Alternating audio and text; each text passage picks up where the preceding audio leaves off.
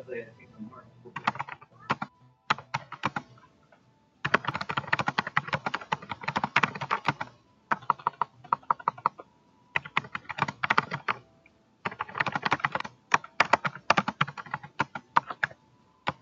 right, we are live.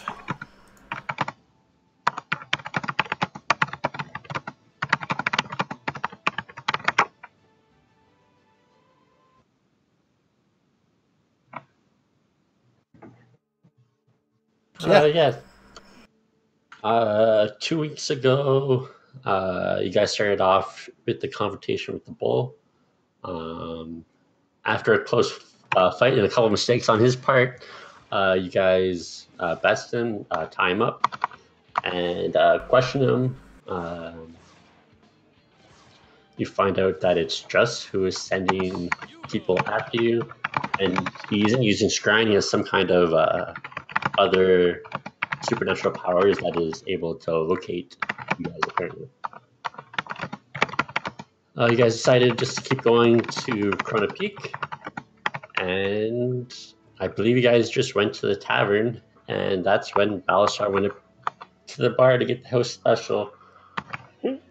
And after some warnings from the bartender that it's might not be able to handle it, and some poking and prodding, Balasar chugged a glass of the house special, fell backwards, collapsed on the floor, and as you hit the floor, Balasar, your eyes shoot open, and you feel something you've never felt in your throat before. You feel like a burning, and as a dragonborn, you should be immune to it, but this is something different, something an odd sensation for you. So, I have to get you to roll 66. 66. Please don't die. Uh-oh.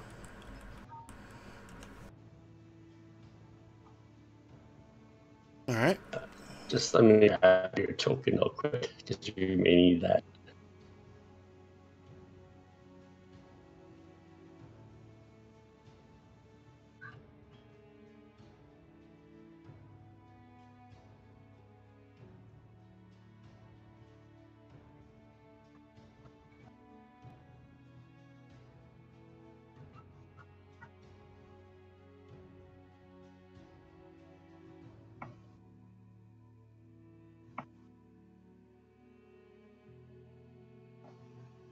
Is not bad, right? Can you sit in the middle of the... Yeah. Yeah, so as you feel this burning, you start coughing up blood, and you take 16 damage. Damn. Ow. Fuck. And you keep coughing up more and more blood, and that's when the barkeep kind of shakes his head. He's like, "Oh, not again," and rings a bell and says, "Hey, Robum, we got another." And a guy from the Temple of Valshrun, who was looking to get signups, comes walking over. He's like, "Oh, we got someone signed up for insurance." And the barkeep's like, no, look at this guy. And he's like, oh, okay. I'll roll another d6. Damn it. I'm gonna die.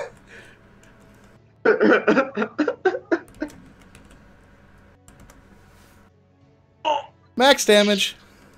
Shit, you take another 6 damage as more blood is coughed out of your stomach. Oh boy. Radom looks around and is like, I'm not one of the clerics. Does he have any friends here?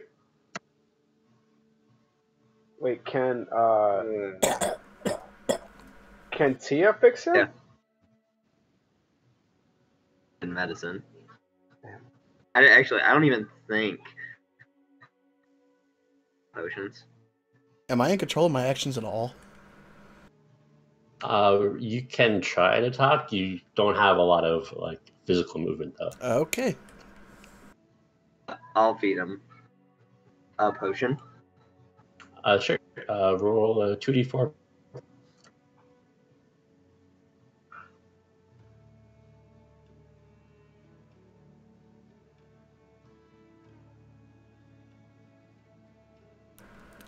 That does go through, right? Yeah. Thank God. So, Balser, you get. I just had to reload because I'm loading again. You 5 health back. However, the burning in your throat doesn't go away. Fuck. Roll 6.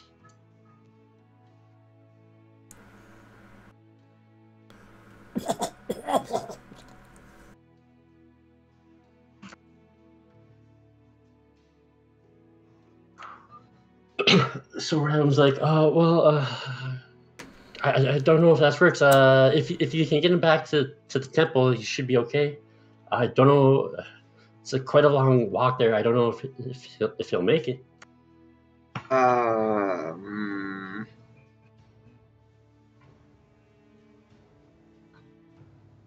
Then start. You could probably run faster than I can with him. Yeah, I can definitely run faster with him. Carry him a little bit easier than me. So I'm gonna pick him up and throw him over my back like fireman stuff. Let me guess, 5 more damage? Yep. Yeah, basically the potion I gave you. 5 more damage. So it is probably a 10-minute run to the temple, and Ram says, "Well, I can come with you and give him the best aid that I can to keep him stable, but the temple charges quite a penny for that kind of service." We're not short on money though, so. Oh, me. I say that to his unconscious face. Or to his bleeding face. Said what to my face? Real close, and I just go, you're gonna owe me. Let's go. Okay, run ahead and I'll keep up attending to his as best I can. Oh. And I'll say that battles are about every 6 seconds you take like an average of 3 more damage. So you spawn falling unconscious, but luckily you have an insurance clerk with you who's good enough that he's able to stabilize you. And you get rushed into the temple of Velshanoon. Everyone else sees that as you run in, it is made of all white quartz. As you come in, there's one reception desk with one person behind the desk, and the lady there is like, "Oh, does somebody know this person? Do they have like friends or family?" Yeah, that's us. "Oh, we'll see to him right away. Just carry him to the left, and if someone can stay back here to fill out some paperwork for me, that'd be great." Oh, wait, I have to fill out paperwork? Oh yes, of course. So we can better treat him. Whatever. Alright, just do what you got here. Sure. So I will say that where you run Baluster in to the left, and it's just a hallway of all these similar rooms. There's a white room made of the same quartz. There's a small quartz slab where you can place the body, and there is a white light without any kind of heat source above the bed.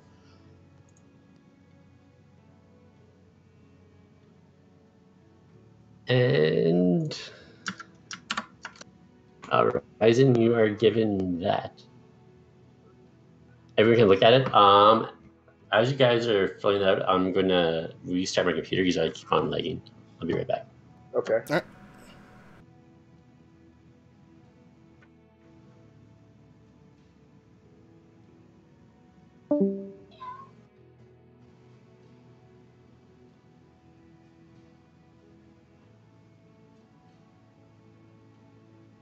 Oh my god. Oh, what was the date again, Frick? The date was on the thing. Whatever, I'll fill it out as best I can.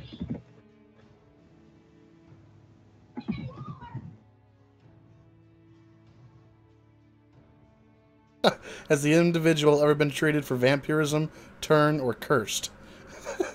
If so, please list specific incidents. Oh no. I hope you're ready for these answers. Oh, I'm ready. Oh, I'm my ready God. to see this.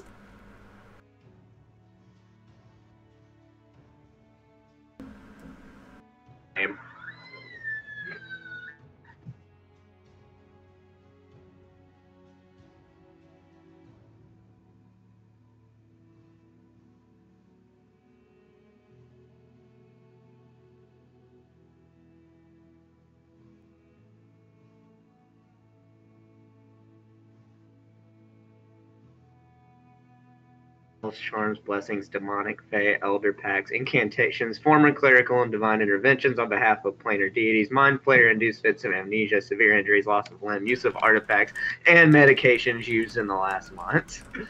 In the last 6 months. Oh my lord.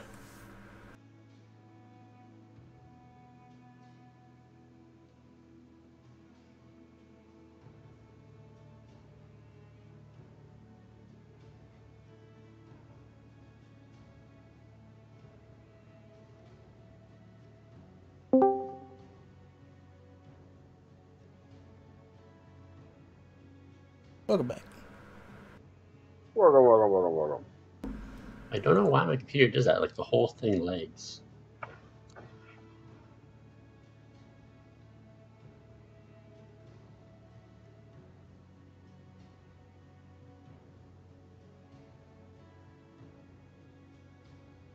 So I'm pretty much steady at 0 hit points.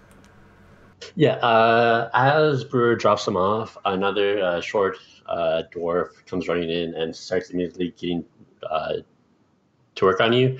And she explains to Brewer that, yeah, this is the work of burnt purple tears of the brain dead. It's a local drink here. Unfortunately, we can only keep him alive. His body has to fight off the actual poison. Oh. Now, if you're a dwarf, it'll give you one hell of a time once midnight strikes. Unfortunately, if you're not, once midnight strikes, you could die. Please don't die. So you understand that we'll have to keep him under observations for a good 24 hours while the poison clears the system. This fucking guy. Okay, Now we I gotta think I wait on filled out him. the paperwork.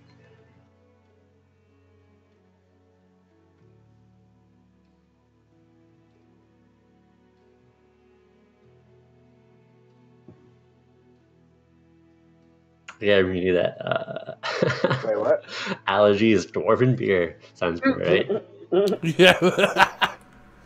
How do you know the galactic police officer in this? He's the same voice actor as not Steve Dragonmore. That's about it. I filled it out to the best of my knowledge.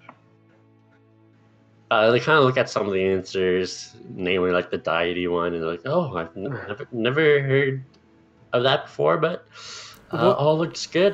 Do you happen to know if your friend has our insurance? He does not. Oh, well, I will on his when he's released from the temple, I'll be sure to drop the proper bill for you. Visiting hours is still open for another hour, so you can stay with him if you wish. But he'll be here for at least a day. I'm out. See ya. I'll hang out and wait. Fucking Ryzen. I love it. Dude, she's like, you can wait a few hours, but he'll be here for at least a day. Nope, I'm out No, here. he's like, peace.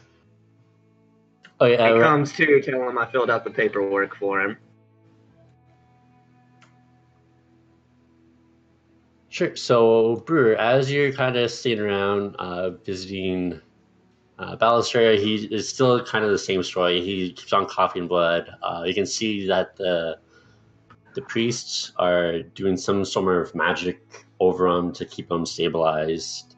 You can see him fade into and out of consciousness. And as blood splatters on the white quartz, they wipe it down. You can also see in the temple that behind the receptionist is stairs going up, which are blocked off and restricted, but there are stairs going down on the right side of the reception desk, and it says it's down to their specs room.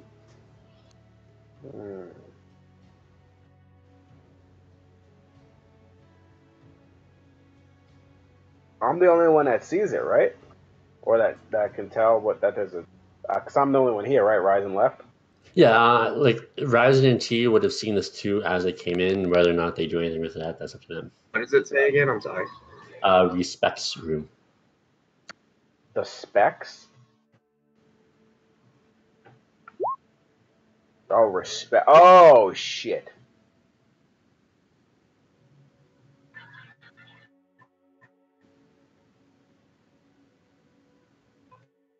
So is there anything that I can do while Balasar's here?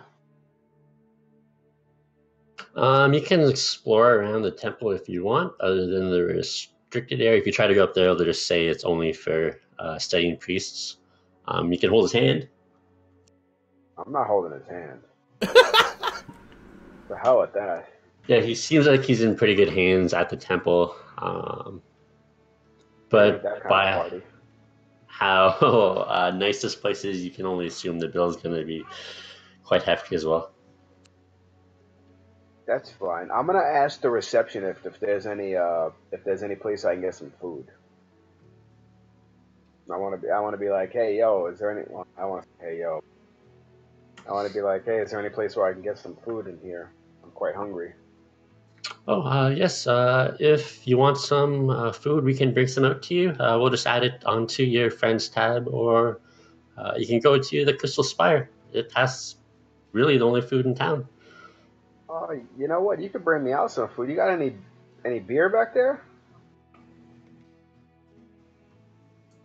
You gotta have some kind of alcohol, right? Unfortunately, this is a place of healing, so there isn't much alcohol. We can bring you some water. Damn it. Oh, sure. I'll take some water and whatever get me. That'd be much appreciated. Hospital beer- cafeteria food. My beer should be done by now, right? So I can just. Or do I gotta run? No, it actually takes a while to brew it. I have it on the calendar for when it'll be ready. Damn it! No, it's What- gonna but be I- hospital cafeteria food. I have too. to have some kind of booze on me, though. I'm sure I have booze on. That's So up to you. I could probably just drink that, right? Sure. But yeah, they Well- bring out like dry stale bread Oh, and of like some course. cheese. I take my flask and I dump it on the bread to soften it, and I eat it. I'm sure the receptionist just kind of gives you a weird glance, but she continues doing paperwork. Ryzen, where do you go? You know, I'll just go hang out in the Midnight Suns. While. Sure. They all give you, they're like welcoming to you. They kind of shoot the shit. One of them comes up to you and is like, "Oh, so you're really taking the pirate contract?" Sounds like something I could handle. Why is that? Oh man. Well, there's rumors going around that one of the pirates' ship was actually sank. Unfortunately, they weren't able to get any trophy from the pirates, so they couldn't claim the bounty on that one. Well, there's others. Well, yeah, I believe they said there's still 2 ships left. I think one of the survivors from the battle is milling around town somewhere. Right? Probably going to be Crystal Spire at midnight tonight. Like, typical pirate.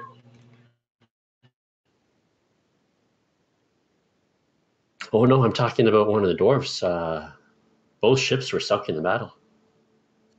Only one dwarf made it back to shore. Guess I gotta go ask him about it at some point. I'd rather everyone else be there, though. Well, yeah, where are your friends? They're busy. They're busy. Oh, yeah, sorry, I meant no offense. Don't mean to pry into your business. They're elves, and I'd rather not be there.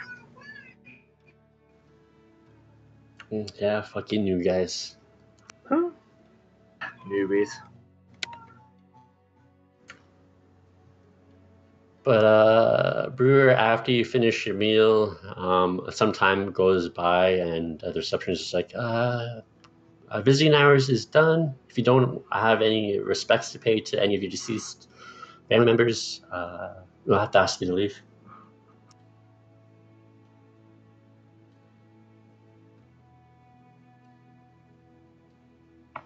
Everybody's getting told to leave, huh? Yeah, they ask both you and Tia to leave. Oh, both them, not me. Well, you and Tia. Oh, did Tia stay with me? I'm assuming she would have stayed. Oh, yeah, you're probably right. I didn't even think about that. Okay, so I guess we just go hang out outside, right? I mean, I don't want to go anywhere without Balasar. I don't want to just leave Balasar. Okay. Yeah, Ryzen, he says he hasn't heard of anyone called the Bull yet. Well, looks like I gotta take both of his arms. Oh, fuck. Ha! It's like, oh, really? Is this someone I should be looking out for? Show up within the next couple weeks, let me know. Sure, and he just goes by the Bull? Short, stocky fellow. Did you just say goes by the bull? Oh, I'm not there. I can't hear it. Fuck. Sorry. Yeah, he goes by the bull. Short, stocky guy. In with you guys, but gonna have to break both of his legs. Oh my god. Oh, well, yes, I'll keep an eye out for him. I'll let you know when you get back from your contract. Get out until he wakes up.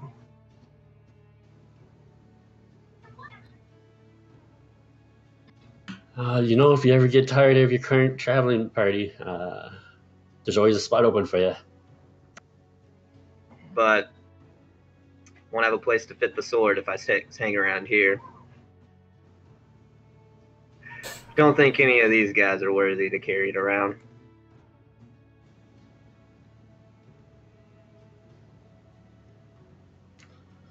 But just don't think you fit the fighting style. I guess you know best.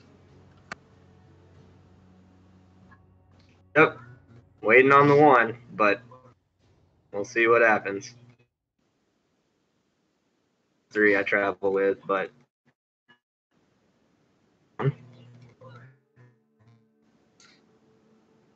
You keep breaking up. I just caught some of that.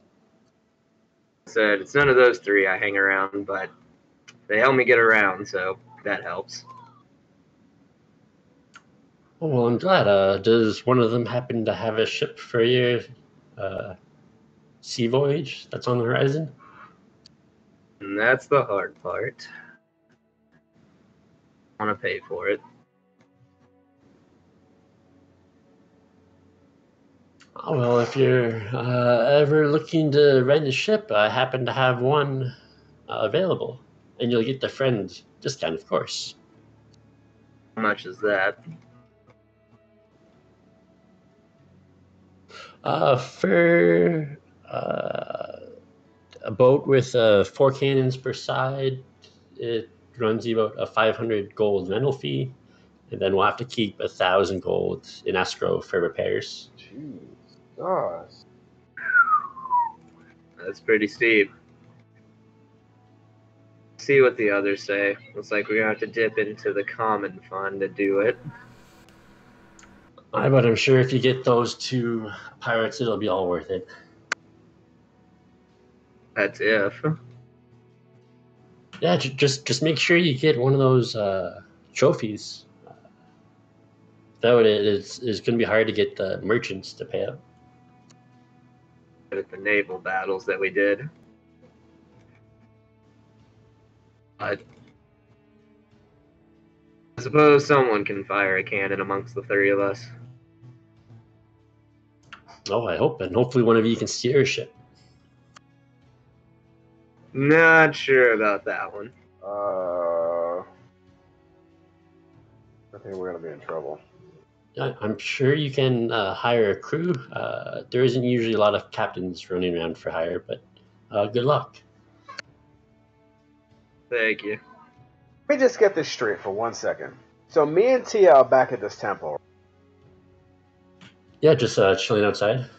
and this dude is making a deal to take a boat ride somewhere.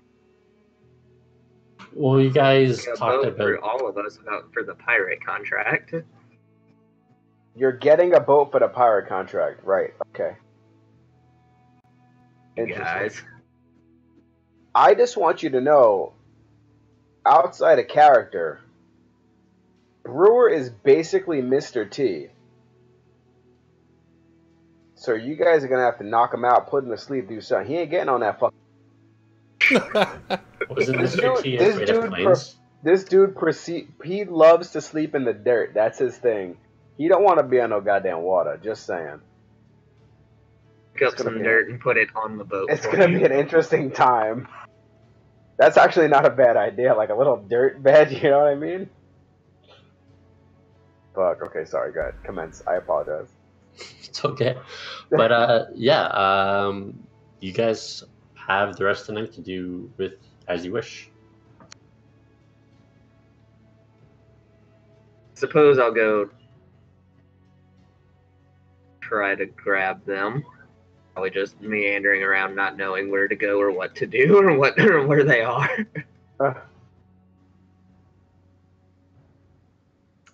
Yeah, so Brewer, you see Ryzen walking up to you when you guys are outside of the temple.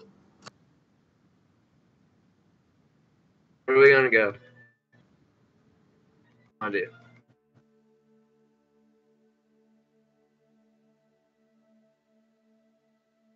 In mind, or you just So you came back to the temple?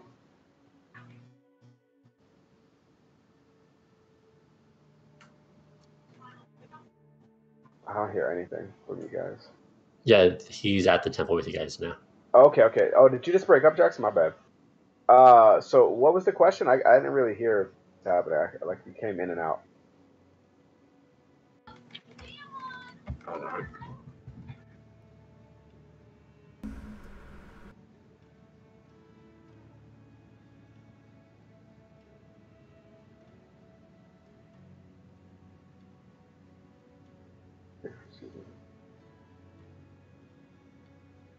Just asked you if you had anywhere you wanted to go.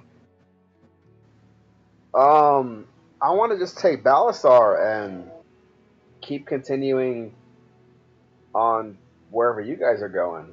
I don't really have a place as long as at some point I make it back to the mountains. Well, he's unconscious, so there's no chance of He's that just- right now. So we can't bring him with us at all, even if he's unconscious. There. We could carry him He'll on. die. Damn it. Well, I mean, I'm at you guys wherever, hanging out with you. I don't know. Crystal Spire, or try to find something fun to do. I would much like some fun. Preferably guerrilla fighting in the woods. Would be awesome. I don't think they have that here. I'm just saying. I'll find you something. Here. Find like a combat ring that he can fight in.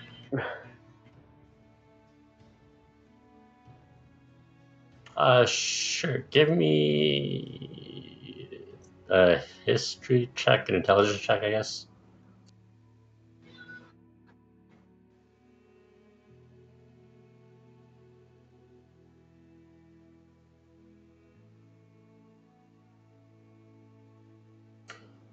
Yeah.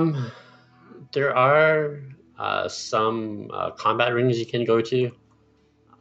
It's usually more slaves that fight. They generally don't get people from outside wanting to fight them, but if you try to, they may let you.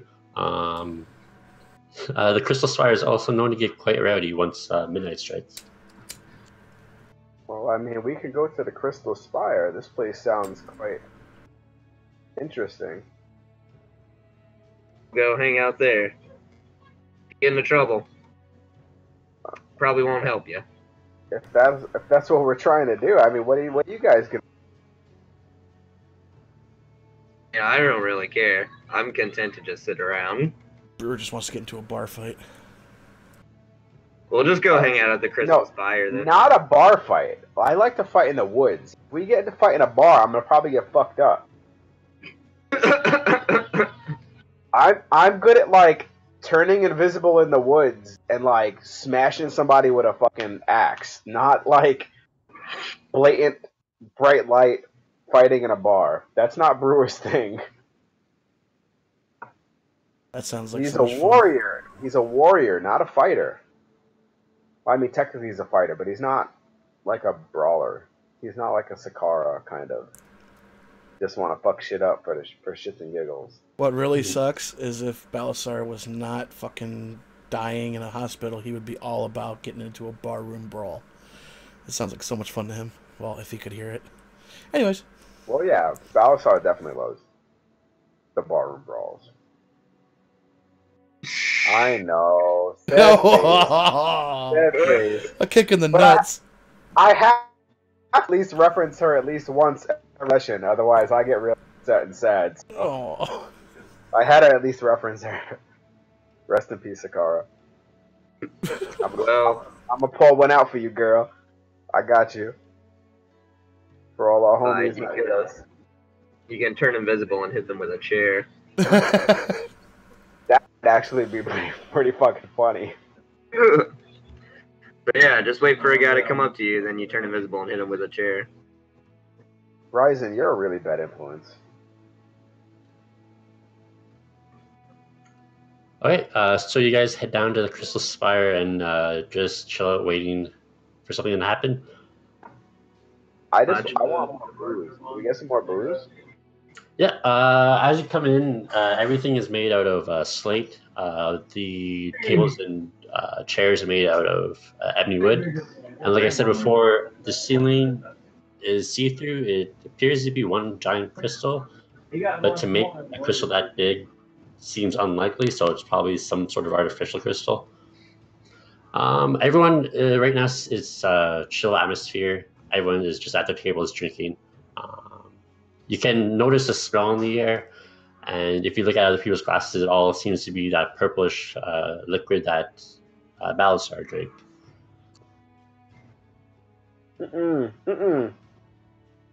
I push it away. I don't drink. Do it. I am your conscience. Do it. Do you have any regular ale?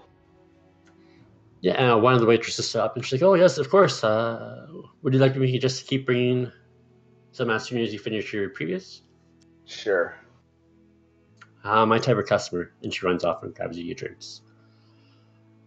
Balasar, after probably an hour or two of excruciating pain, your eyes open. You kind of spit the remaining bits of blood out of your mouth. And the nurse beside you is like, "Oh, excellent. You're awake."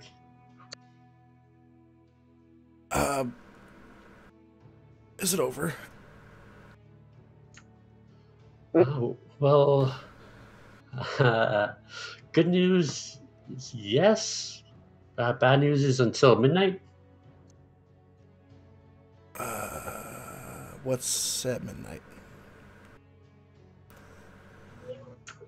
Well, at midnight, for someone like me, is when the drink would kick in and everyone would have a good time. For you, may cause a little more damage. Might tear up your insides a little bit.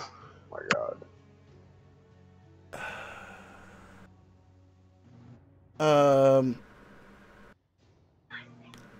I think this is could this be fatal?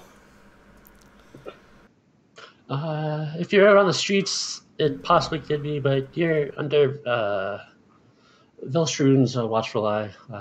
You'll be safe. All right, so no need to write a will. All right. No, Good to but hear. now is a perfect time to think about some insurance.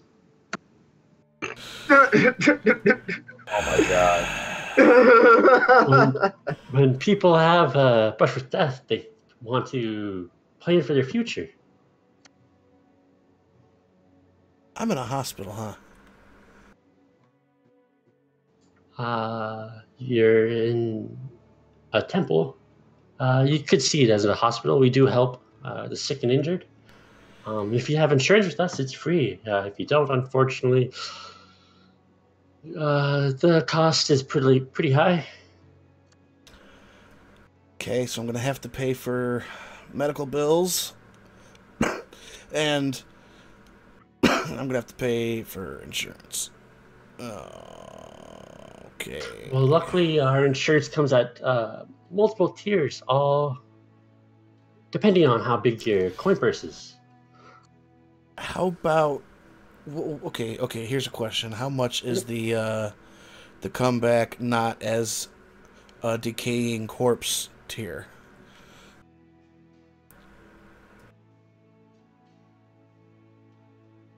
I like my limbs and my flesh and my sanity and consciousness. Yes, that is only a mere 50 gold pieces a year. A year. Okay. And I don't know if I'm gonna be like living here for the rest of my life. What happens if we head out? Oh, of course. Well, if you die on the road, depending on the level of insurance you have, someone will come to reclaim your body, or uh, your co-signer will be tasked with bringing your body back to us. Even if I'm on the other side of the continent? Yes, so if you're planning to travel across the continent, I would suggest you get one of the higher tiers. And how would I pay that 50 gold a year if I'm nowhere near here? I'm sure there's someone who could deliver it, or uh, some people have the power to teleport across the planet. But a person on a horse is good enough. All right. Yearly mail deliveries. All right.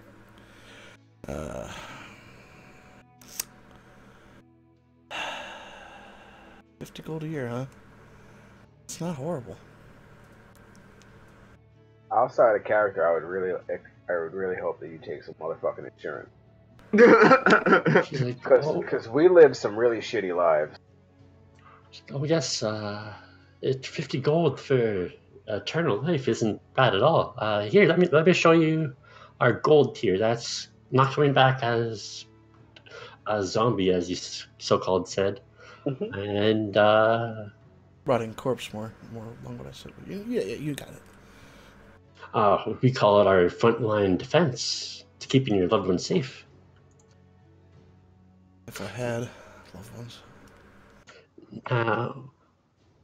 Well, the guy who carried you in didn't do that because he hated you. Well, True that. sometimes I feel like he does. I love these applications that you did. They're so good. If you look at the bottom, it gives you the terms. The gold tier, unfortunately, once you've been brought back to life, you will be in service to Chrono Peak. But during retirement, you're free to do whatever you wish. If you go up to the platinum tier, You can get your retirement first, and then after the retirement period is over, then you come and work for Krona Peak.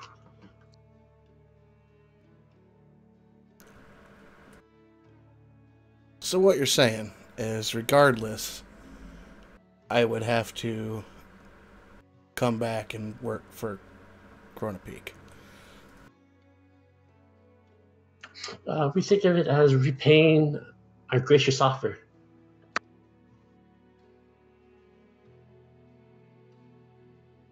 Guess that's better than being dead. Most people see it that way. Mm-hmm. Can I have some time to think about this, assuming I live through the night? Well, shit. Well, of course. Here, If just, I just die, look at this. it ain't gonna matter. If you die, we'd much prefer you have insurance. No Yeah. no point in wasting a good corpse. But there is the platinum insurance just for your information. You're free to walk around the temple as you please. If you have another patient you'd like to visit, he's in the left wing. If you have a dead loved one, they are suspended down in the respect room. There are some caretakers down there, so since there's a couple thousand bodies down there, it's quite hard to maybe find who you're looking for. They'll direct you to the right pedestal. Okay, and just let me make sure I got this correct. This platinum insurance, how much is it? 500 gold pieces a year. Damn. Okay, and that's However, the retirement comes before your service to Krona Peak, so you'll be brought back to good as new, and you'll be able to continue living the life. Oh, with this one, I wouldn't have to work for Krona Peak after being brought back. Not immediately. You'll be given a grace period depending on your life expectancy and how old you are. And then after that grace period is over, then you will be required to come back and work the rest of the days for Krona Peak. Okay. And the 50 gold a year one, was that coming back fully fine as well? Oh, yes. Fully fine. But with that one, unfortunately, you'll have to work for Krona Peak, and Right then away. you'll retire. Okay. Okay. And if you look at the fine print at the bottom, if you do not inform us or get your body back to us in 10 days, but it looks like these levels of insurances, we do this for you. Your co-signer will also forfeit their life, or they'll take up the duty to serve Elstrud as well. Wait, hold up. Who co-signed? No one signed yet. You doing what? He hasn't bought it yet. I bet Tia's gonna co-sign. She's a sucker like that, man. Like, she would absolutely co-sign. That is absolutely what that character would do. Unfortunate for She'd her. probably be the only one willing to. Yeah, no, for sure. She Probably. would absolutely. Yeah, Ryzen would not co-sign for you. No. Not And really. Brewer might be very nice, but he's... Alright, how long do I have until midnight? And there's a different everything. Looking at the day, probably an hour or two. So I should choose now. Okay. And if I choose one, can I upgrade to a better one, or am I stuck with the one I choose? Oh no, you can upgrade as you see, as long as before your death. Okay. Well, being as I don't know how much I'm gonna owe you guys yet for medical bills. Now, okay, here's my question: when I choose one, do I have to pay up front? Your coverage starts once we receive your payment. Okay, so I'd have to, if I chose the platinum, I'd have to pay the 500 pretty much right away. Yes. All right, because of that, being as I'm not exactly rich and I don't know how much these medical bills are going to cost, I'm going to go with the 50 gold a year one right now. Oh, excellent. And do you have a cosigner? I mean, right off the bat, no, but I have an idea on a few people I could ask. That's quite all right. We can get started with the process. Since you're still under our roof, we really don't have to worry about you running away from us. True. So we can start the coverage now, as long as you have the 50 gold on you, and then we can deal with the cosigner at a later point. Yeah, I've got the gold. I'm gonna start filling this out. Sure. And we thank you for your business with Gravedigger as insurance. Mm-hmm.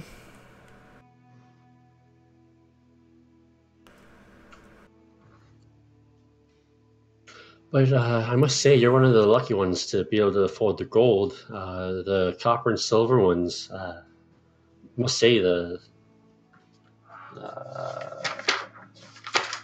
the respect room kind of creeps me out, keeping those many dead bodies down there. As we arrived here, I encountered what happens to those who come back like that, and I'd rather not be like that. Yes, I don't blame you. All right, I could probably do all this out of character. I could probably do all this just on my own, but I don't know the date. Oh yeah, the date is today. It is Tower Day, the 18th of Firemoot. Of what? Firemoot.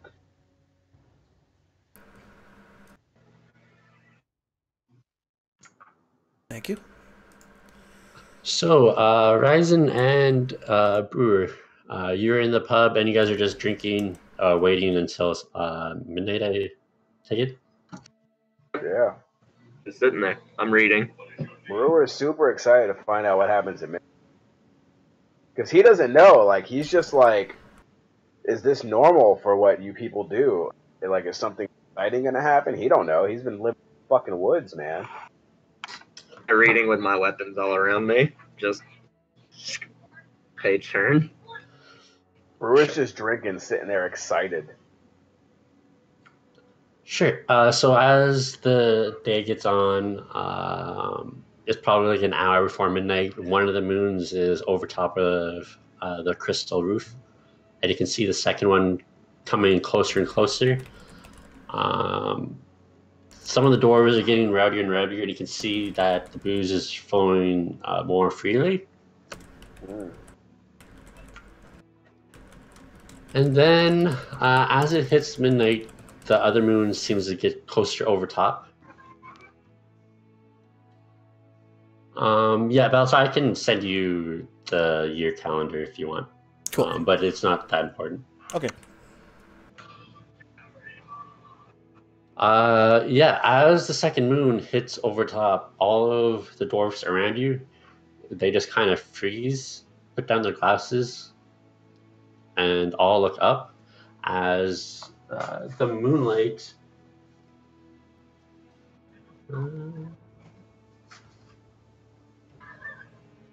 That's our page. Mm.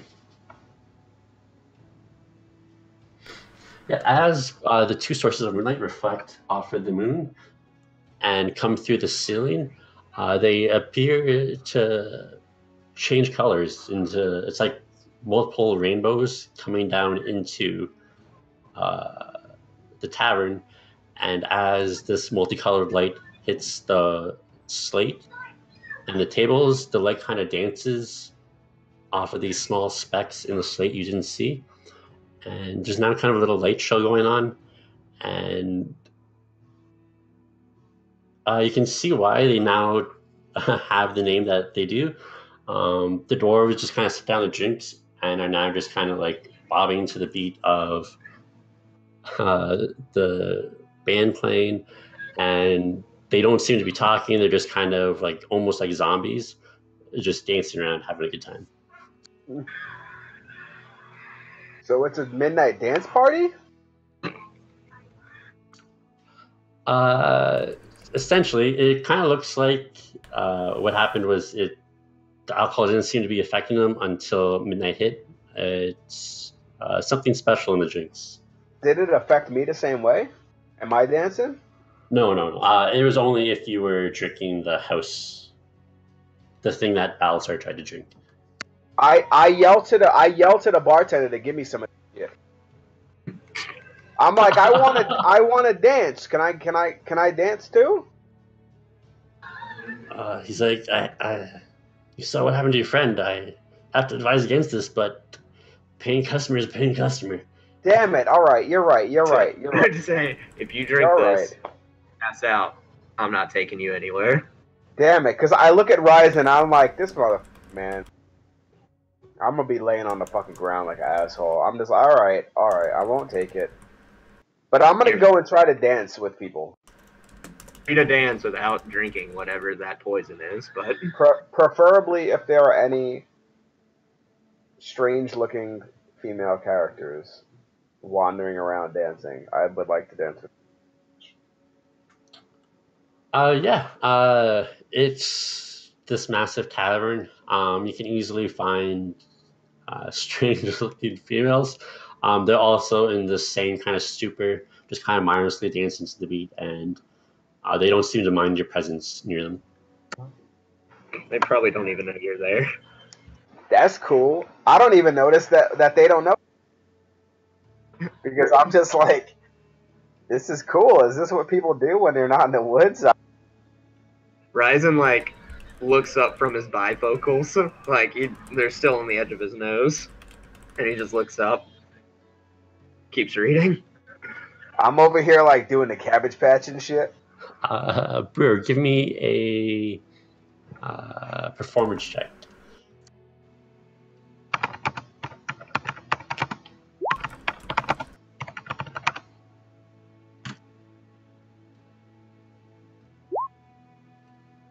I want the stream to know that I'm putting the Cabbage Patch dance into our chat because I don't believe that you actually know what the Cabbage Patch dance is.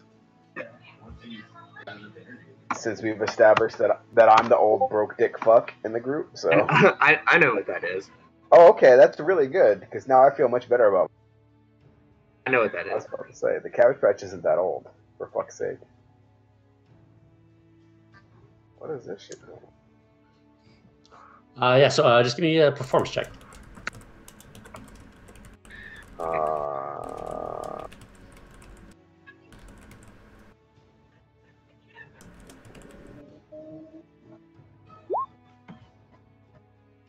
fuck's sake.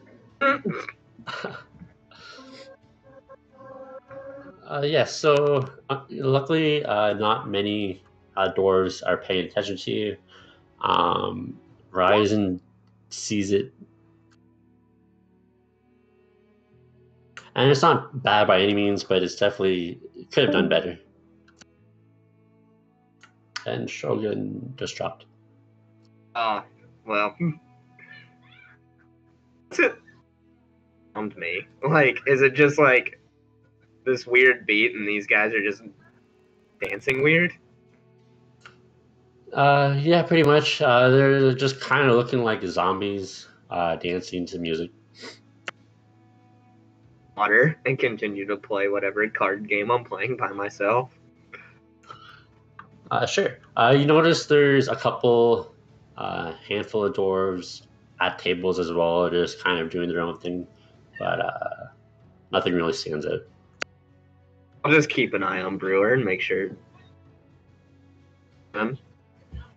or anything weird happens.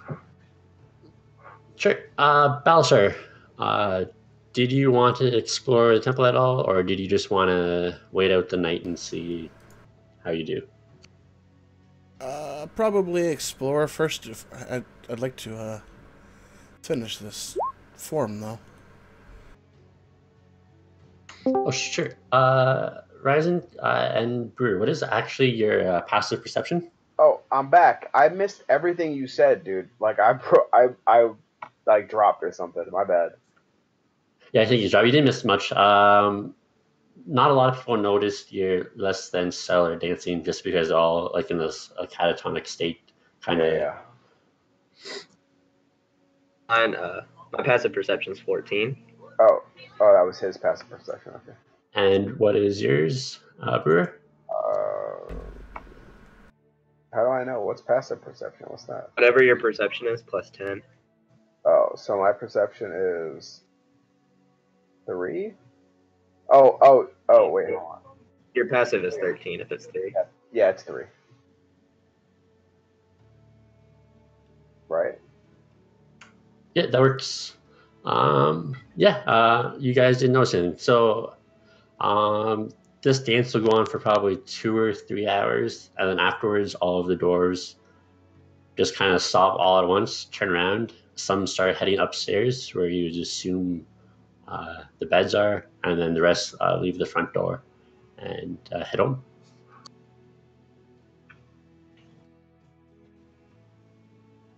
Satisfied. So everybody heads home. Yes, they either went upstairs to the bedrooms or they left heading home after a good 2 or 3 hours of dancing.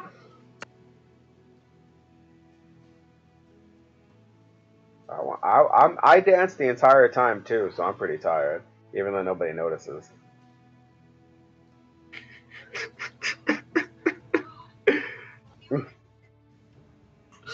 Yeah. Let's go to bed. Yeah, so you're pretty sweaty as you guys head to bed. Sleeping in your own room. But I get lonely very easily. Bad, isn't it? Sucks. Yeah, but Room here. What was that? quick question. Yep. How common is it for someone to not have, including former deities? Well, yeah, that's fine. Okay. Most people in this city will have just the Velstrud as their only deity. Okay, I'd like to think he's never really been deity kind of person. Okay, that's totally fine. Cool. Yeah, as you guys head to bed, it's like 10 silver for all you guys to get a room. I want to sleep outside. You're sleeping outside in Yeah, the I'm street? sleeping outside in the woods. Or wherever there's like a tree or something I can lean up against. Sure. There was some trees near the temples because that's one of the few grass places, or you'd have to go all the way back down to the base of the mountain to. Mm-hmm. But Ryzen, since you're controlling Tia, I will give you this because she notices this on her body as she's changing for bed. Oh. Uh-oh. Uh-oh. Uh-oh. Okay. Did you get that? Wait, what? Me? Whisper? No, Ryzen. Oh yeah, sorry. Is it a whisper or is it on her character sheet or something? It'll be a handout. A handout? Oh, yeah.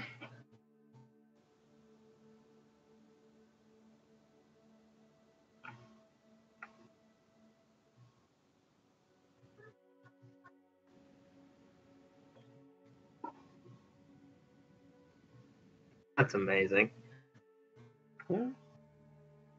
I found it, yeah.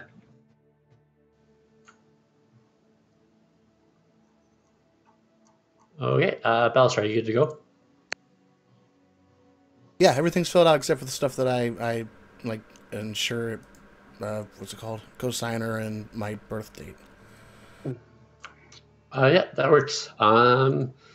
As you're filling it out, the nurse is like, okay, and then we'll just need to draw some of your blood and get a piece of either your skin or hair or scale as well with this. Okay. Oh, just so we'll have something to find you if we need to collect your body or uh, other reasons. All right. Uh, I don't have any hair. I guess that leaves a scale. That's gonna hurt. Oh no, we'll just shave some off. It won't be bad at all. All right. Trust me, it won't be anything worse than what you've just been through. That's probably extremely true. Okay. Yeah, so they extract some of your blood. They kind of pull out this small little knife and just shave some of your scale off. It sounds like nails on a chalkboard, and they put it all in the same Damn tube. it. Okay. And they tuck it away in your pocket. You said you wanted to explore? Yeah, I'll take a look around the temple, see what all there is. Never really been in one before. Sure. So in the wing you're in, there's a lot of the same rooms where it's just like a slab of quartz in this white room with flameless light above the bed. There is a small chapel. And then, yeah, the receptionist with the stairs that are blocked off, and then the stairs going down. I'll go down. Yeah, as you go down, you are amazed by what you see. You don't see anybody currently walking around. You do see probably 10 rows wide, 20 rows deep, and each of these, kind of like the similar bed you were on, but there appears to be lifeless bodies of all shapes and sizes on each one. So there's probably like 200 or 250 corpses.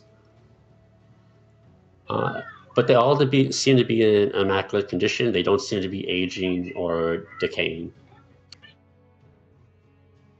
Must be insurance. Okay. Huh. Okay, I'll keep moving on. You just keep going deeper in. Yeah. Yeah. There's a couple branches. You go to the left, and there's like another room. And then that you see that room also has like the same setup, all filled with bodies, and you see there's more branches there that are connected to more rooms of the exact same setup. You can go through a couple of these, and you'll come across like one person who is constantly saying the same incantation over and over. They'll stand at the foot of one corpse, say it, and move to the next one and say it.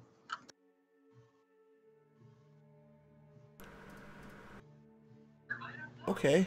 I'm just. That's weird. I don't know if I should interrupt this guy or not.